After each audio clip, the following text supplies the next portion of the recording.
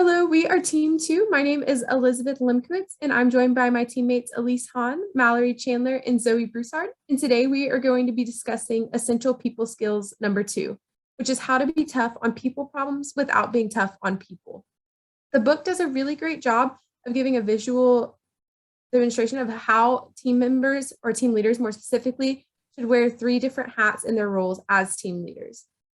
The first hat, which is the management hat, describes how leaders have the ability and authority to enforce company policies and rules.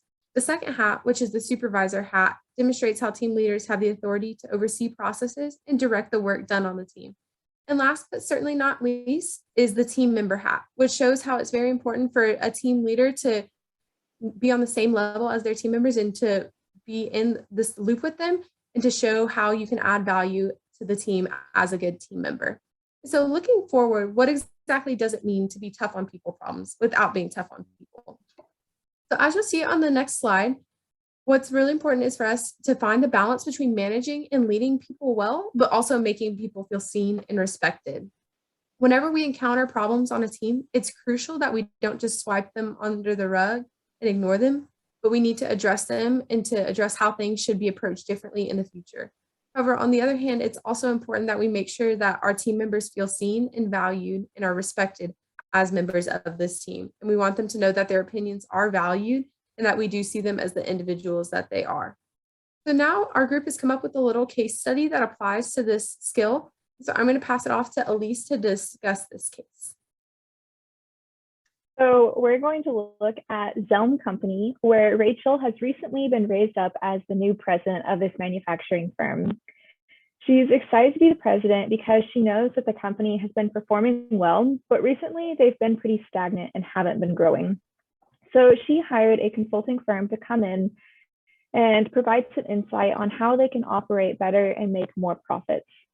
The consulting firm had some great suggestions, so she got right to work making significant changes to Zelm's policies and procedures. Rachel was initially ecstatic about these changes, believing that the company was going to grow and soon they would be the best manufacturing firm in the area. However, she was quickly disheartened as she realized that most of the employees weren't really listening to her. Instead, they were following the old procedures and ignoring the new policies.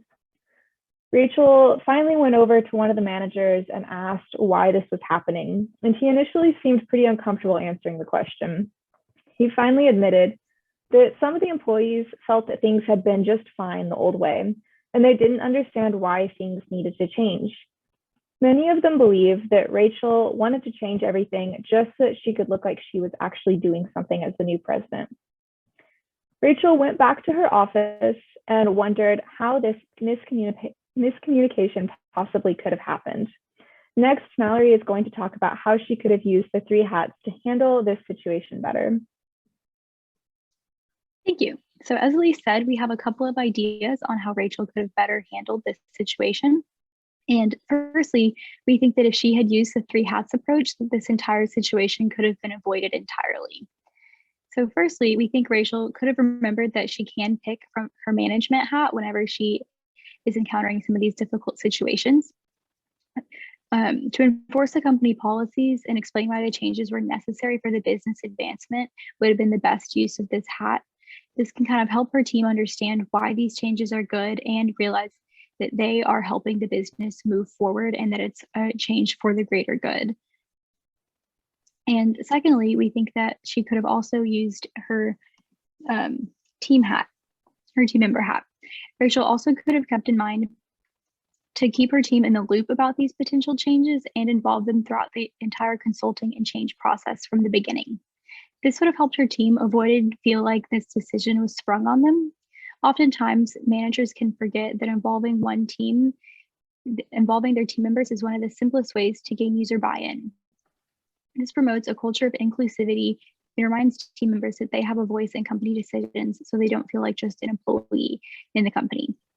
And next, I'm going to pass it off to Zoe for some conclusions. Thank you, Mallory. So just to wrap up, the 3 hats are really important in managing different people. Whenever a manager really looks and sees what the appropriate times to use the supervisor hat, the manager hat, or the team member hat is really going to impact the outcome of the event that they're managing at that time. Managers have to have a really good understanding of when each hat is the appropriate hat to use.